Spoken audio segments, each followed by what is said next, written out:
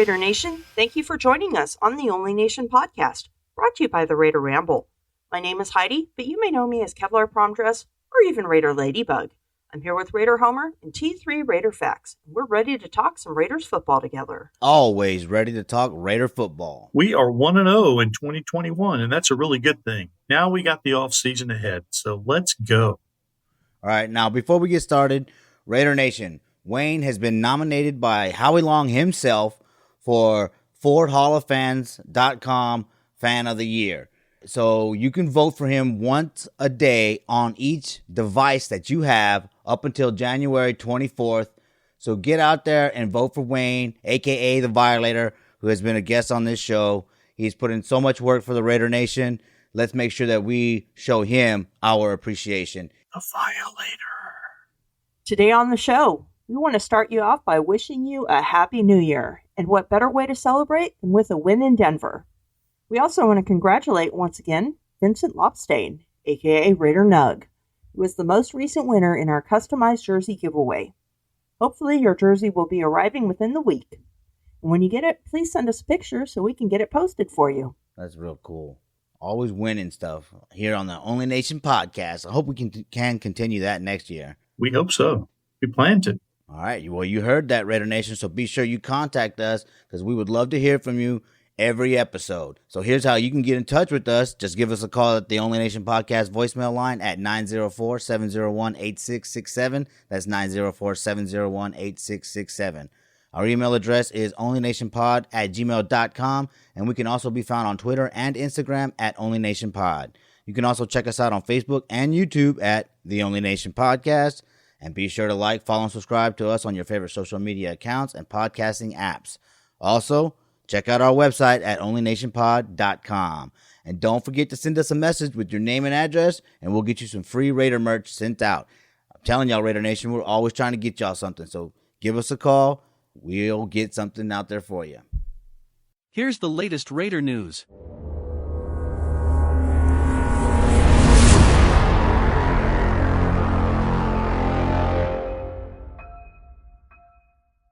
The Raiders rang in the new year by going into Denver on the last day of the regular season and coming away with a 32-31 victory. They scored a touchdown towards the end of the game, just like last year, and went for two, just like last year. But this time they came through. The win gives the Raiders an 8-8 finish on the season, which is one game better than last season. I'll take it. You know, I wanted us to be 10-6, but 8-8, like Tom Cable says, we're not losers anymore. You know, I know Al Davis hated that, but it's at least it's important to set a mark where you don't go below. And 8-8, I think, should be that mark. You don't go below 8-8. We talked about this team showing up and not quitting, you know, on the season to continue to fight. And they did that to the very last second, man. Again, Derek Carr comes through in the fourth quarter, comeback. You know what? And people talk about him being a leader and whatnot. He is the one that kept that offense on the field to go for that 2-point conversion. And I thought that was special. And you know what? Because Darren Waller was breaking Tim Brown's record. I mean, we needed that win. Or that's just like a hollow accomplishment. So I thought that was a very strong move by Derek Carr to show that he is really this team's leader. You know, as disappointed as I was with an 8-8 record, because I had us at 10-6. And when I look at it, there are definitely 3 games out there that we lost that we could have and maybe should have won. But when you look at everything, when you look at COVID, when you look at the young defense that we had, the fact that there was no training camp, I think 8-8 is, you can put an asterisk beside it. In other words, it's not great. It could have been much better, but there is a lot of hope on that horizon. There's a lot of good pieces there. We just need to put those pieces together the right way and maybe add a couple more pieces to it. So am I upset by 8-8? Yes. Am I totally deflated? No, not really. That's only 2 games worse than what I thought. And those 2 games in the balance here or there could have gone any direction. So I'm looking at better things for next year. I think the only disappointing part was how we pretty much fell apart towards the end of the season again.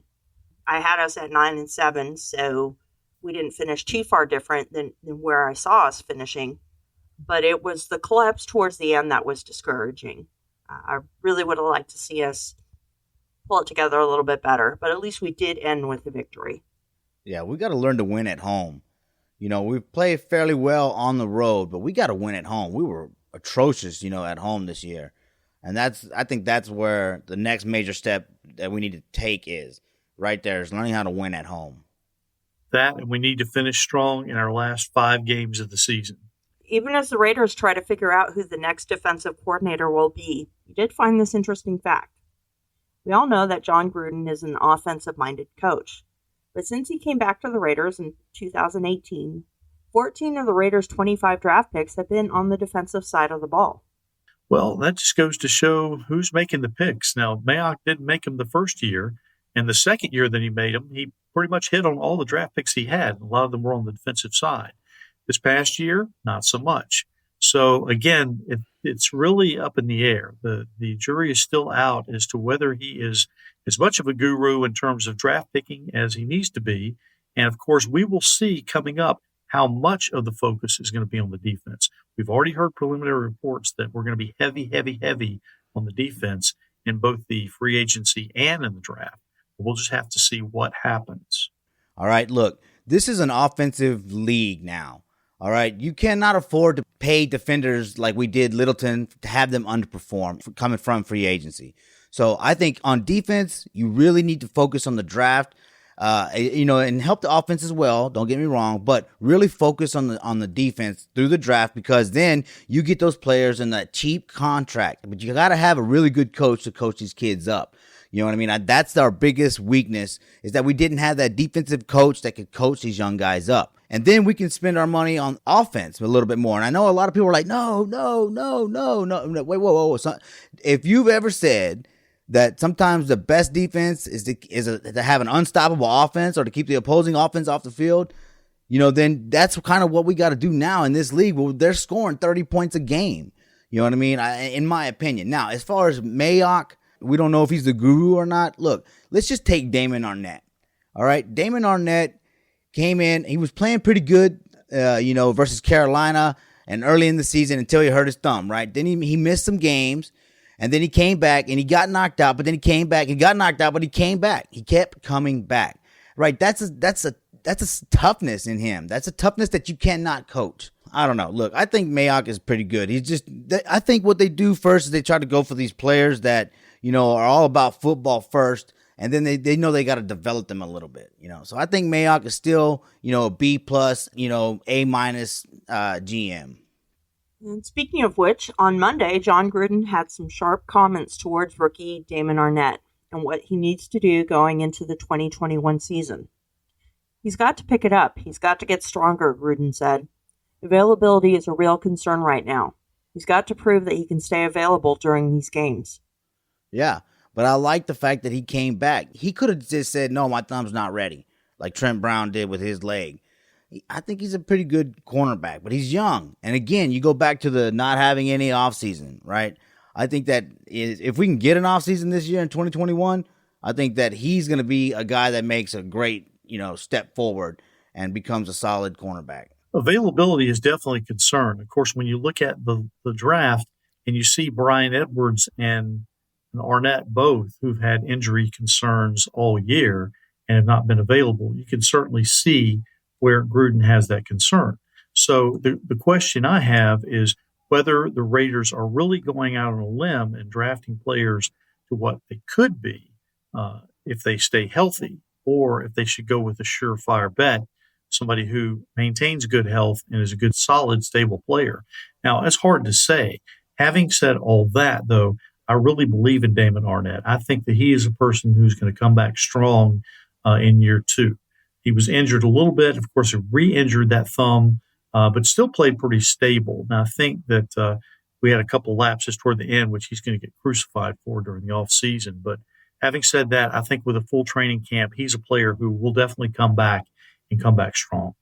All right, Darren Waller got the 7 catches he needed during Sunday's season finale against Denver to become the Raiders' all-time leader for receptions in a single season.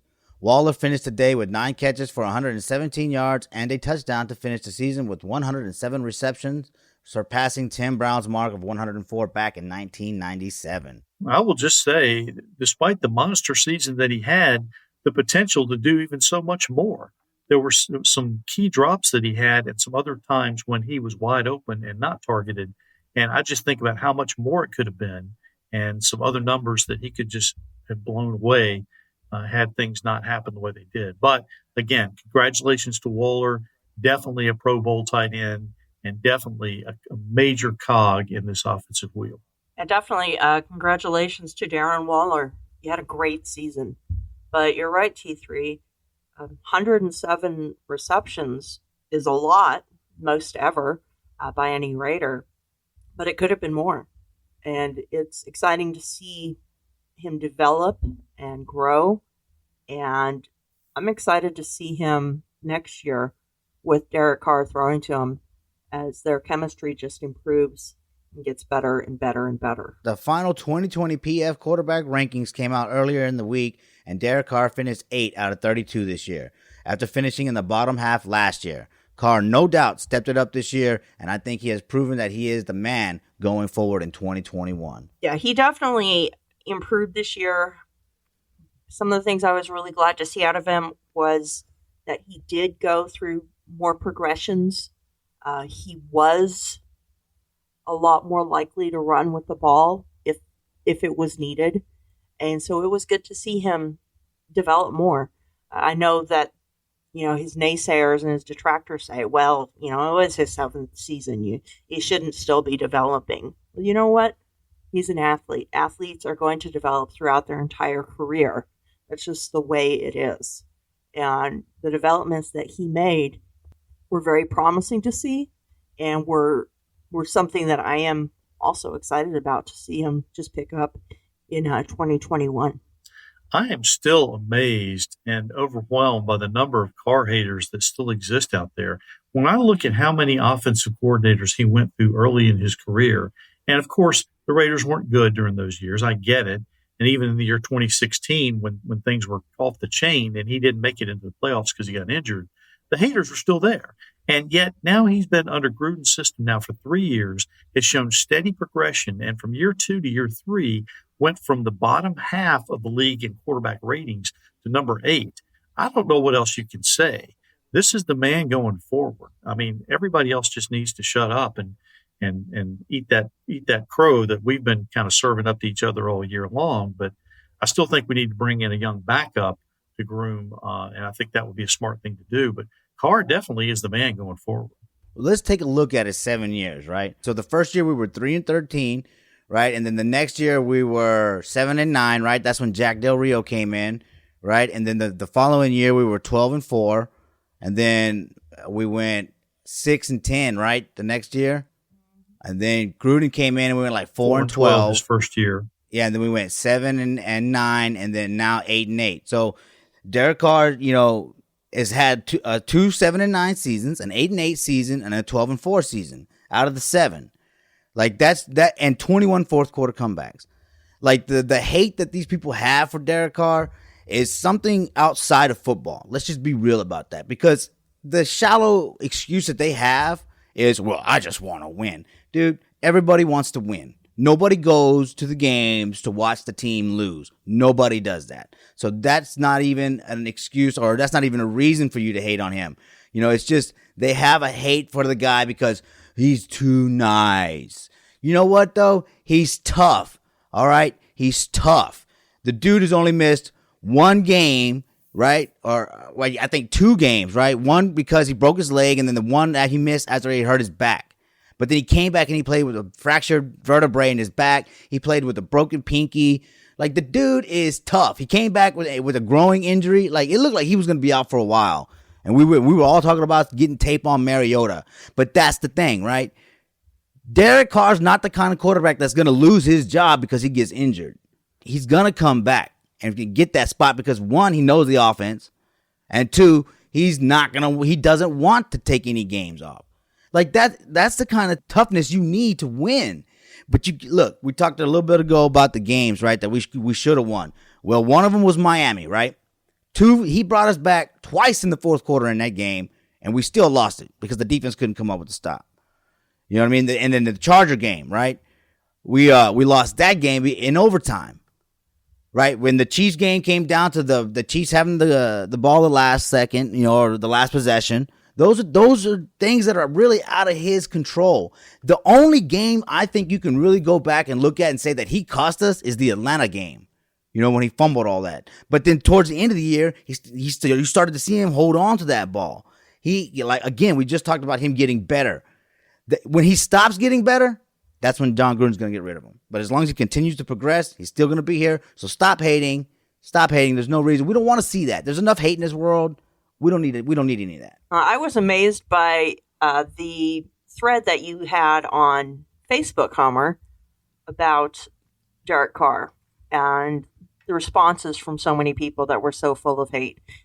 And seriously, I remember one reason why somebody doesn't like him as quarterback is because he doesn't cuss.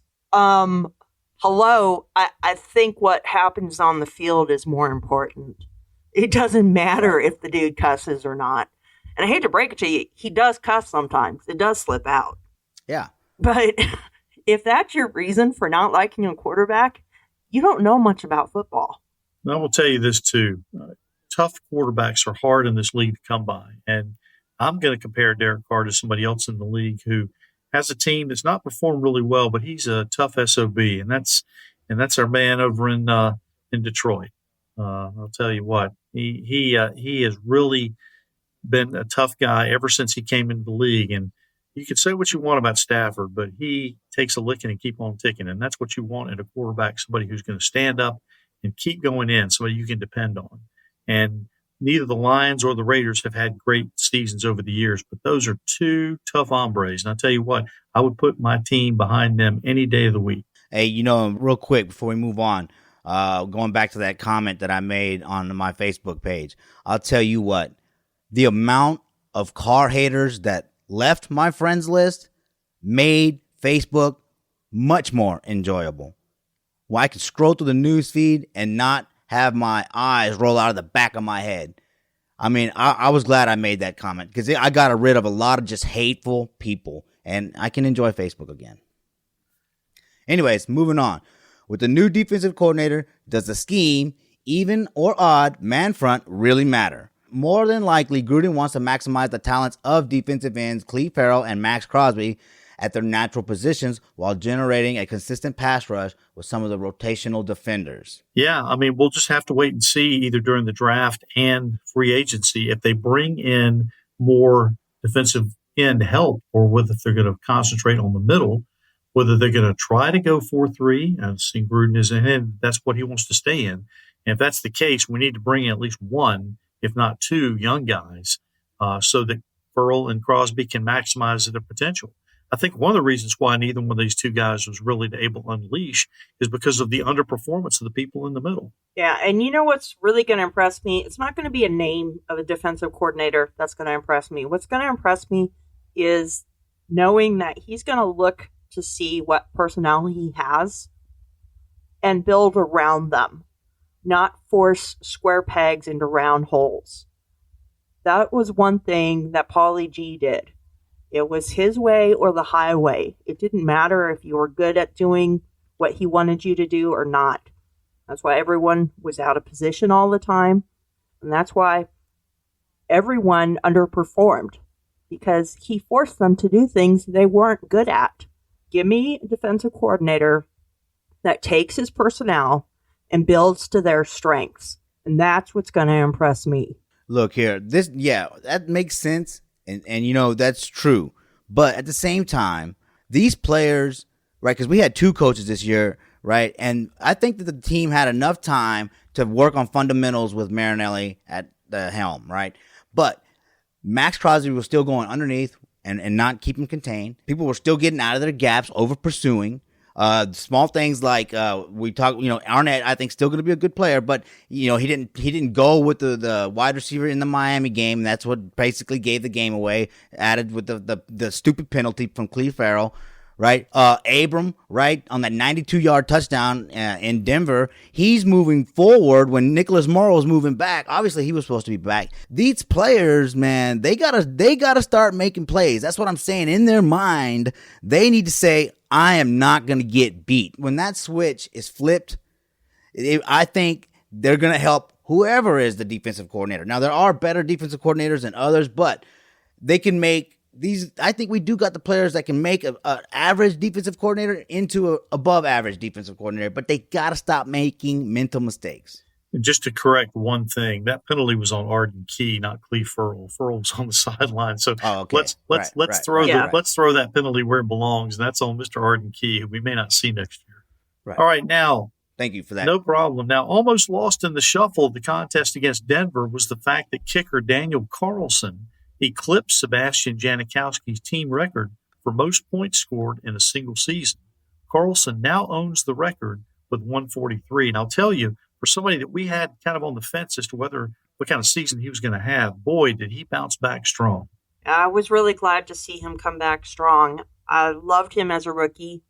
We didn't even have him for his entire rookie season, but now he's earned the highest field goal conversion percentage in Raiders history.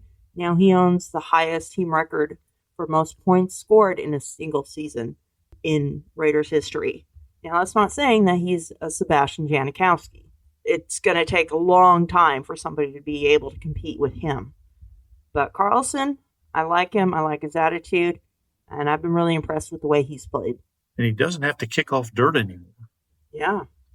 Carlson may not have the leg that Seabass had, but I feel a lot more comfortable when Carlson comes in to kick a 54-yard field goal when he needs to make it. You know what I mean? Like Seabass always kicked 54-yarders and 63-yarders when it didn't matter. But when we needed him to come through, he would miss. And that's how I remember it. Of course, a lot of Raider Nation going to be like, hey, shut up, man, it's Seabass. I know, guys, I know. He carried us through for a long time when we were terrible, him and Leckler. I feel a lot more comfortable with Carlson kicking long field goals. Now, he's got to be consistent and not miss PATs, things like that, but I do feel a lot more comfortable with Carlson than I do with Seabass in a clutch situation. All right, now, Jonathan Abram did not have a good year at safety this year. I think we can all agree on that. Now, with veterans Lamarcus Joyner and Jeff Heath both under contract for the 2021 season, the Raiders could still upgrade through free agency. Two names under consideration are Denver's Justin Simmons and Anthony Harris of the Minnesota Vikings. I like Anthony Harris of the Vikings. I remember when we played him, he kicked our ass a little bit, so I think that would be a good signing. But again, we do have a solid wide receiving core, but we can get better. We do need a thumper running back. We need a little bit, maybe another tackle, right? We're going to because we can't trust Trent Brown. That's kind of what I'm saying right here, right? That's what I was saying earlier. I think we need to, in free agency, focus on offense, filling in the offensive gaps. Unless there's just an offensive player in the draft that we know is good, then we take him. But again, get the defenders out of the draft to fill these holes, all right? Because you can't spend the kind of money you need to spend on the offense and then to win and then spend it on the defense too. So one has to be built through the draft primarily and the other through free agency. And since it's an offensive-driven league, that's where I think we need to focus on free agency is on the offense and then in the draft defense. But Anthony Harris would be a good signing. But our offense is pretty good. It's our defense that's weak. And I'm going to be very curious to see what they do with Lamarcus Joyner. As far as I recall, he can be cut with no dead cap hit this year. And he's been playing very uninspired. Now, I still think that's because they've been playing him out of position, which makes bringing Wade Phillips in very intriguing because he actually found the right position for Joyner to play. But I have questions as to whether he's even going to be on the team next year, even though he is still under contract. But see, that goes to my point, right? Lamarcus Joyner signed a pretty hefty contract. Littleton signed a pretty hefty contract. They didn't do shit. Malik Collins got paid pretty good for a 1-year contract. He didn't do shit.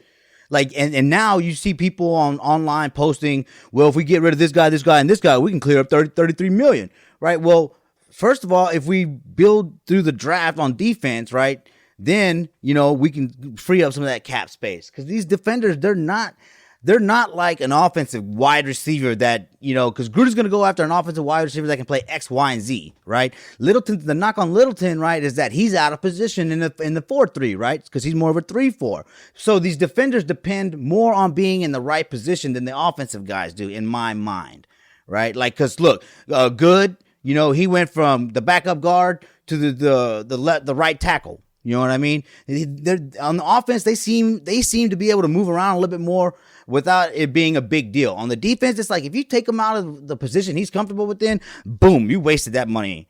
That's my concern. The problem is we have been trying to deal with.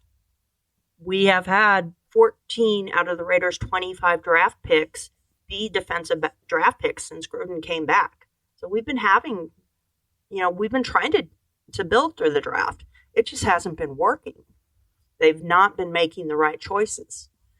We've had a few good ones. I, for one, am tired of seeing these defenders get paid out the ass and then go, come here and not play well. I'm getting tired of us drafting defensive players and giving up on them and them going somewhere else and doing good. That's what I'm getting tired of. Thank you, Paul Gunther. And I hope that doesn't happen with Tanner Muse. I don't think that's gonna. I think they put him on the shelf knowing that he's a good player. He just wasn't gonna work this year. He needed a little bit more time.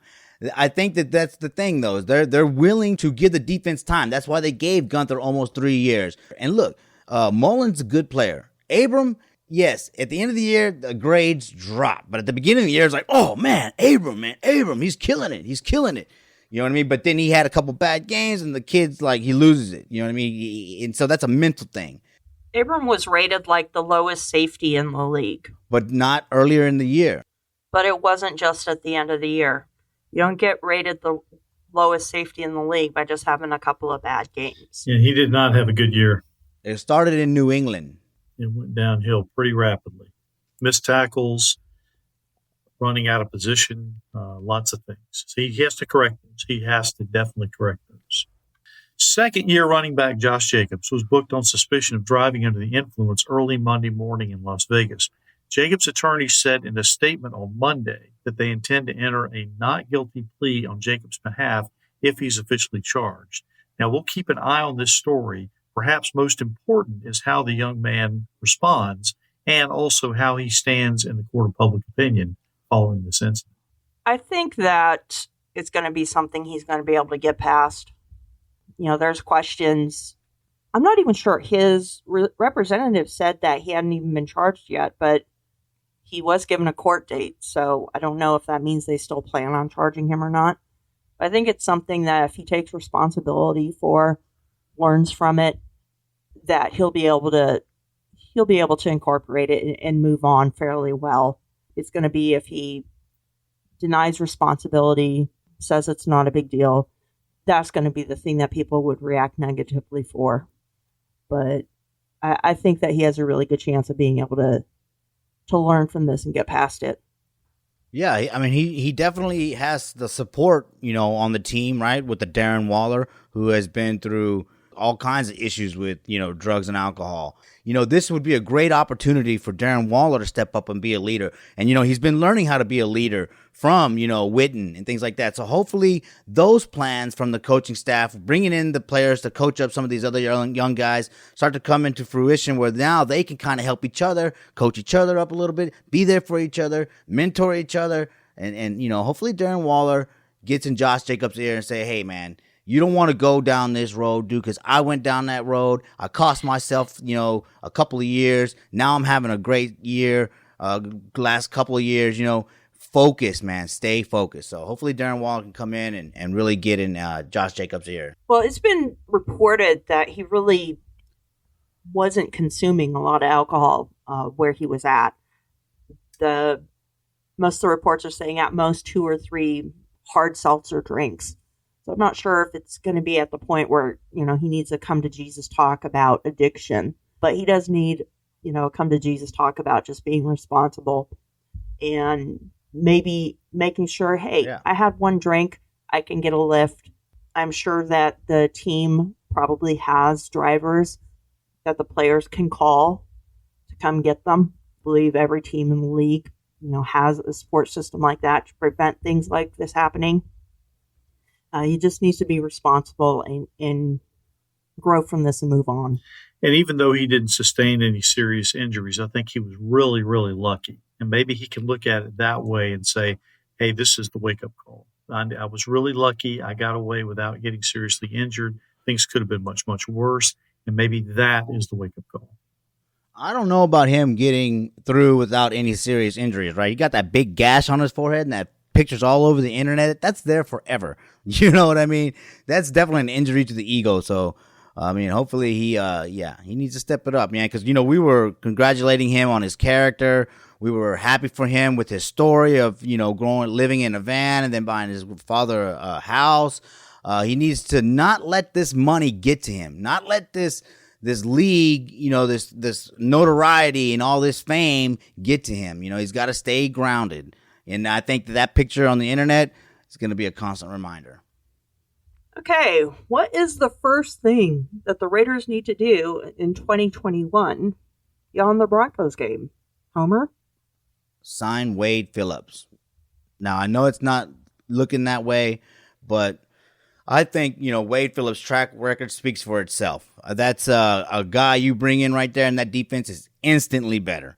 You know what I mean? Sign Wade Phillips. And now I know Gruden wants to stick with that 4-3, but Gruden, this is one time I can't agree with you on this one. You gotta do what you gotta do to get this defense to perform quickly. And that's get a coach that has a proven track record of doing that. And again, he's got two guys that we were just talking about underperforming and costing this defense and this team a lot of money, and Littleton and Joyner, that he knows how to coach. So you asked the question earlier, what are they going to do with Joyner? Wade Phillips is going to stick him right back at safety.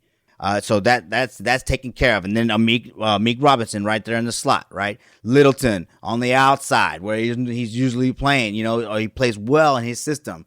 And I think, Morrow would benefit from a Wade Phillips, because these guys, they just need a few words put in their ear to where they're like, oh, okay. Oh, okay. And then it'll start to register. And you need somebody with a proven track record. Gruden should not be coming in the middle of the season and saying, okay, we're going to go into the room, the film room, and find out what we can do better with our defenders. That's not Gruden's job. But a Wade Phillips can handle that. Gruden wouldn't even have to worry about the defense. Well, I love Gruden and his sound bites, and I love Gruden as a football guy, but what I want more than anything else, is for him to admit that he's not the smartest guy in the room. And his record proves it, and he's got to have the help. And the help can come definitely in the form of Wade Phillips. So, Homer, I'm definitely going to agree with you there. But the one thing that I want to see is somebody who's going to come in and put LaMarcus Joyner and Corey Littleton in the spots that they need to be in so that they can thrive, and so that we can see these guys return to the form that they were with the Rams, under Wade Phillips, by the way, and really make this defense crank the way we all believe and know that it can. And I have to agree with both of you. I'm not dead set on Wade Phillips because I know that's unlikely. And really, who knows how many more years he does have left. He's 73. And the amount of hours that coaches need to put in under Gruden is pretty intense. I would love to see Raheem Morris, Wade Phillips. What I don't want to see is one of Gruden's buddies, or, I don't know, Rod Marinelli's son-in-law, with nepotism, friendship, favoritism. What I want to do is see somebody who's actually going to do a good job with the defense. I'm not dead set on a name, but I really would like to see somebody who comes in, can stand up to Gruden and say, hey, this is my side of the field. I'm taking care of it. And I guess maybe to go along with that is maybe Gruden giving up some of the power. Bill Belichick, he was successful with it. But how many times has it not worked to give a head coach all the power, all the say-so in the organization? Really, Gruden has the power over Mike Mayock. Mark Davis is the only one with more power than Gruden. I think Gruden could benefit by learning to delegate and by taking some help from some people. Because you're right, T3, his record is a 500 coach. Yeah, he won the Super Bowl in Tampa Bay. but that's really about it. He's a 500 coach that has a reputation of the team fading off at the end of the year. Get some help, get some input from coaches, from personnel beyond just you. Put it all together to have a winning team overall. Gruden needs an intervention. I would say so. Okay, T3, I think it's time for another Heidi's High Five. And now it's time for another Heidi's High Five.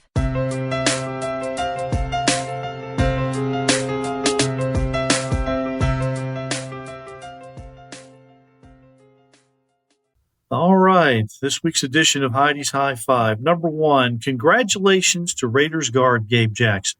He was just selected as the Silver and Black's 2020 Ed Block Courage Award recipient. Now, this award is presented to the player who exemplifies a commitment to the principles of sportsmanship and courage. Additionally, the award recognizes the player's efforts both on and off the field, as well as his ability to overcome great adversity. The Ed Block award is voted on by the entire team, so Gabe was selected by his teammates. So congratulations once again, Gabe Jackson. Number two, the 2021 NFL Hall of Fame class will be announced on February the 6th, coming right up. 3 of the finalists are Raiders. Charles Woodson, no doubt, should be a first ballot Hall of Famer. Former Patriots and Raiders defensive end, defensive tackle Richard Seymour should be in the Hall of Fame, although I'm not sure he'll get in this year. And finally, the coach finalist, Tom Flores, well, he should have had his Hall of Fame jacket years ago. Good luck to all of our Raider alums. Number three, during the offseason, you usually see lots of players signed to reserve future contracts. It's no real surprise because all these players were on the practice squad at the end of the season. Still, I want to name them all. Rookies, Nick Bowers, Dominic Eberle, Kamal Seymour, Kemah Siverand, and Javen White. Players who are going into their second year, Jerry Green and Jared Jones-Smith. Players who've completed their second year, Scott Niles and Rashawn Golden. And players who've just completed their third year, Eric Magnuson and James Onwualu. Just keep in mind that this is a very fluid list, and we'll see numerous changes throughout the offseason. Number four, so Coach Gruden is going to try and have this whole defensive coordinator thing sewn up very soon. Although much of Raider Nation is screaming for Wade Phillips, and you heard that earlier, myself and Amy Trask, we've been on Twitter all week. Gruden has already said that Rod Marinelli will play a prominent role next year, which means Wade probably is not going to get the job. Given that, don't be surprised to see either Joe Barry or Gus Bradley end up as the defensive coordinator, with Marinelli going back to coach the D-line. But I still think that will be an improvement. And number five, the Las Vegas Raiders are hosting their inaugural virtual Raiders Way 5K. To raise money for the Raider Foundation, which is committed to increasing community and civic help through military support and youth development. Even though they can't do the run live this year, we're calling on all Raider fans to support this event sponsored by Intermountain Healthcare. Registration is $45 through Raiders.com and includes a cool t-shirt, race medal, and even a special Raiders decal for your car. Try to register by January the 8th, so time is short-lived here, so that you can get your race packet before the virtual event, which is scheduled for January 30th, 31st of 2021. So sign up today. And that is this week's version of Heidi's High Five. You know, going back to number one, Gabe Jackson, I'm glad we did not trade him. You know, he was on the trade block. I'm glad that we didn't. I know he costs a lot of money, but the guy is good. I've always liked Gabe Jackson, one of the best draft picks Reggie McKenzie ever picked. And then to number two, Seawood, he's a lock, right? But it's a damn shame that it's taken so long for Tom Flores, and it's not a lock for him this year, right? Like, get him in already. And as far as Richard Seymour, he gets my vote for smashing Ben Roethlisberger in the face.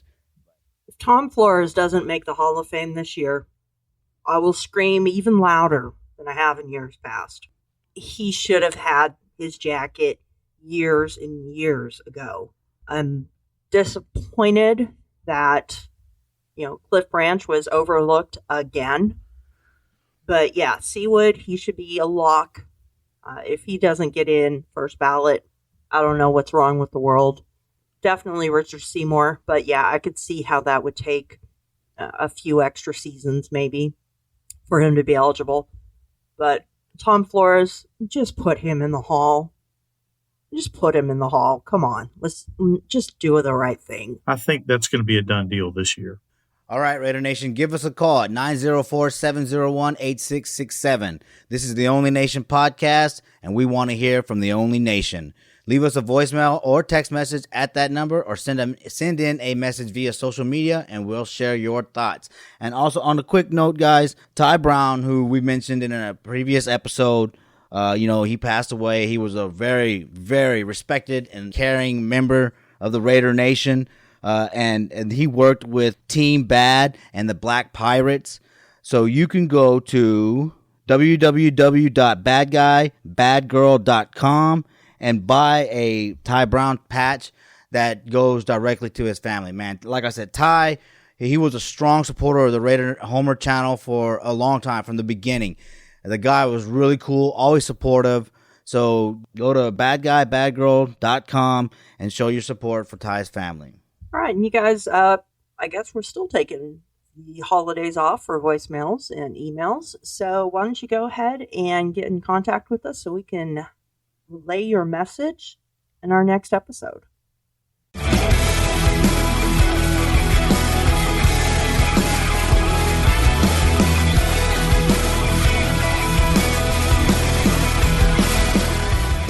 Hey Homer, did you know? All right, this week's version of Homer Did You Know? There was a lot of anger doled out by Giants fans in the last week of the season because they felt like the Philadelphia Eagles laid down and didn't play hard in that last game of the season. Now, that brings me back to John Madden. Now, I love John Madden. And even in light of the fact that some fans were upset about the Raiders winning a meaningless game on Sunday against the Broncos, I wanted to recall a voicemail message that Madden left to head coach Tom Coughlin after he played to win a meaningless game against Tom Brady and the Patriots in 2007. Hear Madden's words. Just called to congratulate you and your team for your great effort last night. I think it's one of the best things to happen in the NFL in the last 10 years, and I don't know if they all know it, but they should be very grateful to you and your team for what you did. I believe so firmly in this, that there is only one way to play the game, and it's a regular season game, and you go out and win the darn game. I was just so proud being a part of the NFL and of what your guys did and the way you did it. You proved that it's a game and there's only one way to play the game, and you did it. The NFL needed it. We've gotten too much of, well, they're going to rest their players and don't need to win, therefore they won't win. Well, that's not sports and that's not competition. I'm a little emotional about it. I'm just so proud. It's something that we all need to thank you for, and I believe the NFL needed that. Now, these are the words of John Madden. On a side note, this message, sent to the then head coach of the New York Giants, was played back just a few weeks later after the Giants faced the same Patriot team in the Super Bowl, only this time they won and prevented New England from having a perfect season. So that is John Madden, the words of, and they ring true. And that is this week's version of Hey Homer, Did You Know? No, I did not know that. But that's cool that John Madden prevented the Patriots from winning a Super Bowl. I love that. That's awesome. And yeah, you should always play. Never sit your guys. You know what I mean? That's what I think. We have this type of players that don't want to sit. We got the type of coach that doesn't want to sit these players, So I think that, yeah, the NFL does need to kind of toughen up a little bit. I think that's cool. I thought it was beautiful that they beat the Patriots. And I did not even recall the quote-unquote meaningless game that they played. But greater words were rarely spoken. Thank you, John Madden. All right, on to the best segment of the podcast, Heidi's Heroes. Woohoo!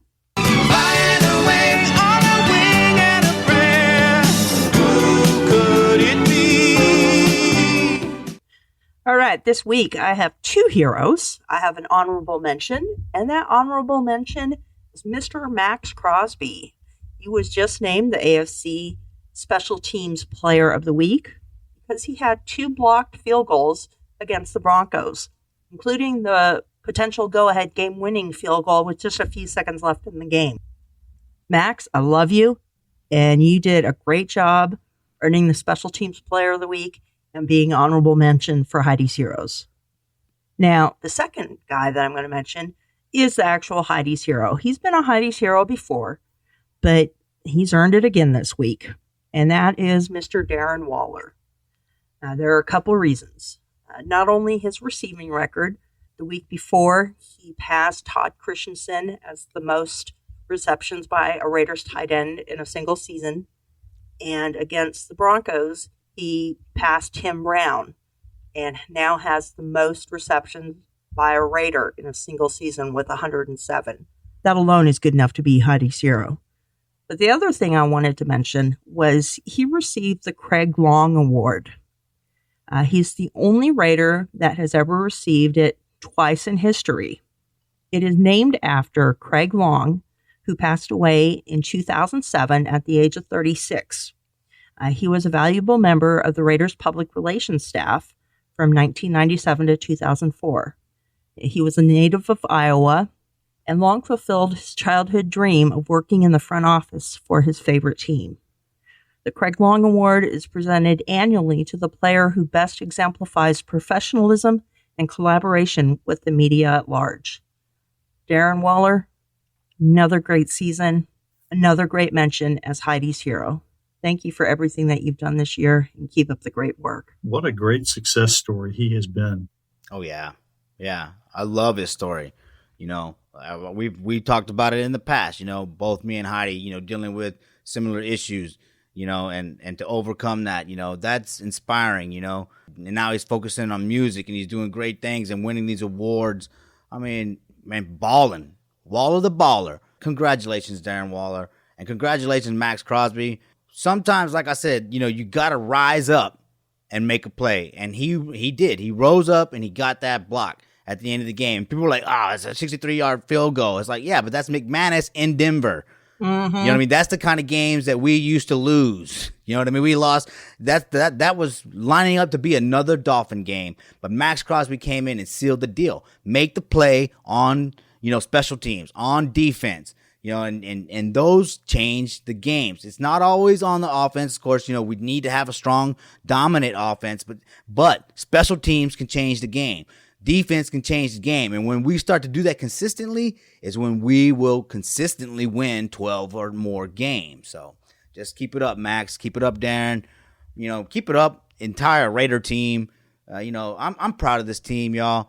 I mean, I know they're only 8-8. Everybody's like, you're celebrating mediocre. No, man. We're celebrating steps forward. You know what I mean? Just minor mental mistakes. If we can get rid of those mental mistakes, we win a lot more games. So congratulations to the entire team, and especially Darren Waller and Max Crosby. We are laying the foundation. Oh, yeah. All right. Thanks again to our listeners for joining us on the Only Nation podcast. You can follow me on social media at Twitter or on Instagram at Kevlar Prom Dress. You can also find me on Facebook as Heidi Stabbert. Send me a friend request. It usually takes me a while to get to them, but I do eventually get to them. Make sure you have some Raiders stuff on your profile, though. Otherwise, I might not allow the friend request to go through. But yeah, Twitter, Instagram, Kevlar Prom Dress, or Facebook, Heidi Stabbert. Okay, Raider Nation, I have an important number for you. You can get in touch with us by calling 904-701-8667. Look, y'all, it's important for y'all to call us. We're still going to do this show in the offseason, weekly. We're still going to be grinding for y'all, so we want to hear from y'all. Y'all always have opinions online. Bring that over to this podcast and share them with us, and then we'll get your voice on air. All right, you can leave us a voicemail or send a text message to that number, 904-701-8667. And you can also email us at onlynationpod@gmail.com. You can also find us on Twitter and Instagram by going to at onlynationpod. And we're also on Facebook and YouTube at the Only Nation Podcast. All right, now you can find me, Raider Homer, on social media by searching Raider Homer on Facebook, the Raider Homer channel group on Facebook. You can find me on Instagram by searching Raider Homer, on YouTube by searching Raider Homer, and then on Twitter by searching at Homer Raider. That's just what Twitter chose for me. But so that's how you find me. And Heidi, I searched him in all those places, and he was there. I found him. We found Homer. All right, Raider Nation, be sure to like and subscribe on your favorite social media account and podcasting app. Make sure to leave your name, address, and phone number. Call us and give us your feedback and tell us what your wishes are for 2021, a big year it's going to be. 904-701-8667. That's 904-701-8667. Call us now and join the Only Nation podcast family. We have big things in store for you this year. You can also find me on social media, on YouTube at T3 Sports Guy, or on Twitter at T3_sports703. Until next time, everyone, go Raiders. Go Raiders. Raiders.